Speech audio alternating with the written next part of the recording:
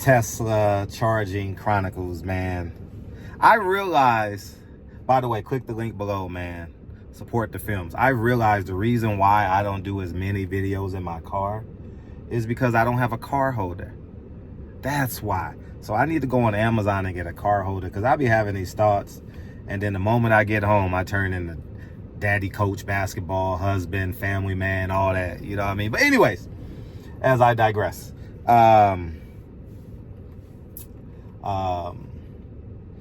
David Benavidez, man. I don't need to post a video with that because it was sent to me a couple of times, so I know many of you have already seen it. So I won't post it. If you haven't seen it, just Google it, and it'll pop right up. This is, I did see his apology. This is, in the past week with David Benavidez, I've learned that he's powerless and he's an alcoholic. And the reason why I say he's an alcoholic is because he had a substance abuse prior, right? And I interviewed him, and I always give grace to human beings, right? You also can speak on the truth. I can give grace and speak on the current affairs.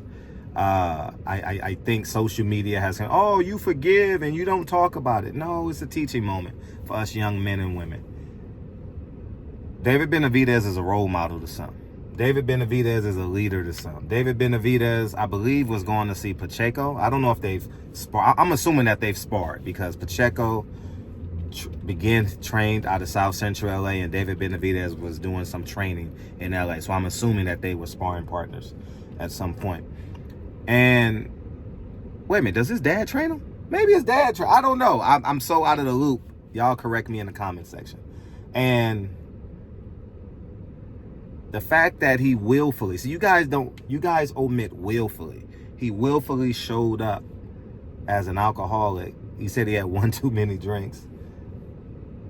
It's just a lack of a personal accountability that we got to understand. And this ain't a PBC fighter issue.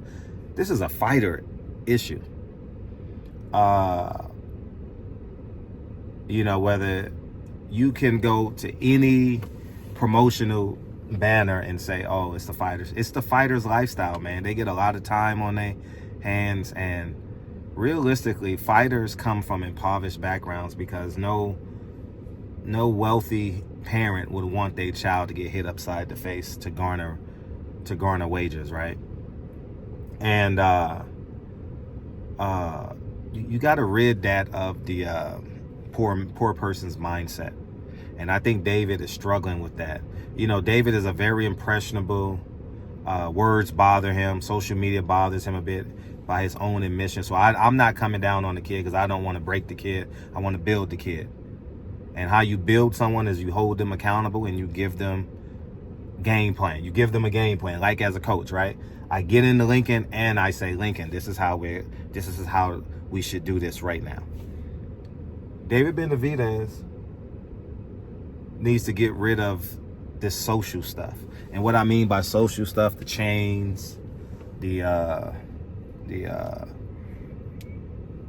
lifestyle, the Versace. He just needs to be a Seattlean, a Washingtonan. That's where he has a mansion and a big house on the water, and you know, he has a gym up there, I believe. I've seen it in his All Access with Caleb Plant, I believe. And just be him. Be that guy.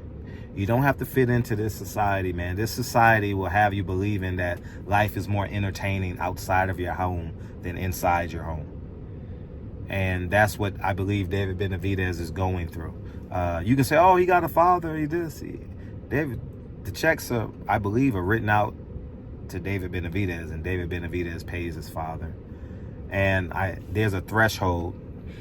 I saw it with Sean Porter and Ugly Porter, his daddy. I saw it at their threshold, right? Like the fight for power, you know, and it played out in interviews. It played out in so many other capacities. And maybe that's what he's going through now. I will say publicly, though, it don't look like that. Publicly, it looks like they're doing well. Father, son can be, you know. David Benavidez is married. I believe he has a child on the way. I briefly skimmed his social media.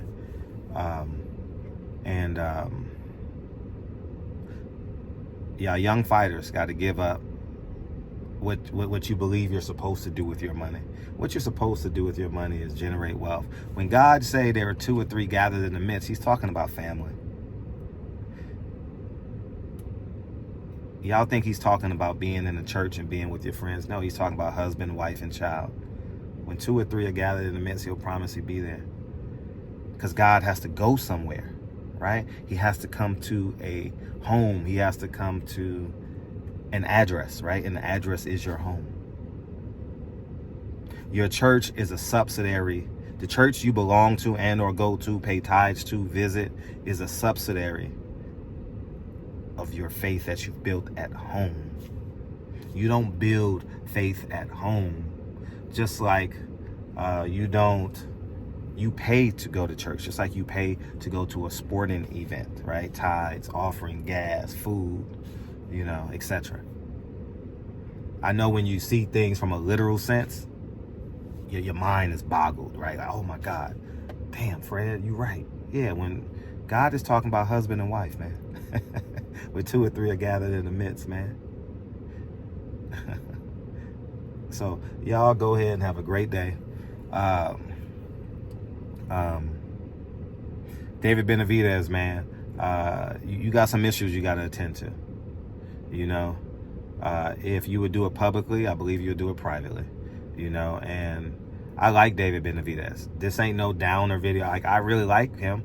And I'm also going to use my platform, the same platform I used to highlight him. And I interviewed him during COVID.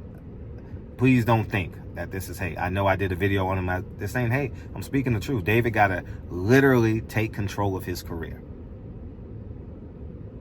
Financially, privately, publicly, physically, spiritually.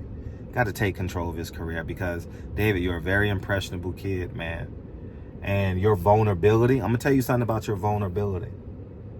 Your vulnerability is going to make you a megastar.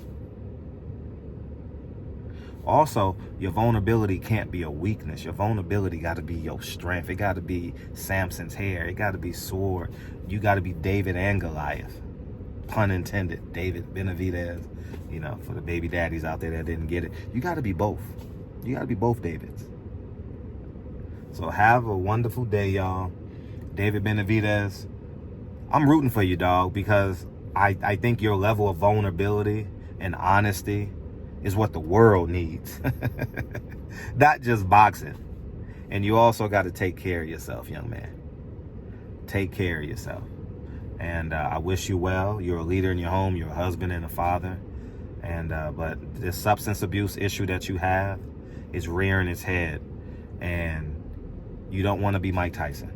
I know Mike Tyson gave you the distinct honor of having the filthiest nickname in boxing. But you don't want to be Mike Tyson.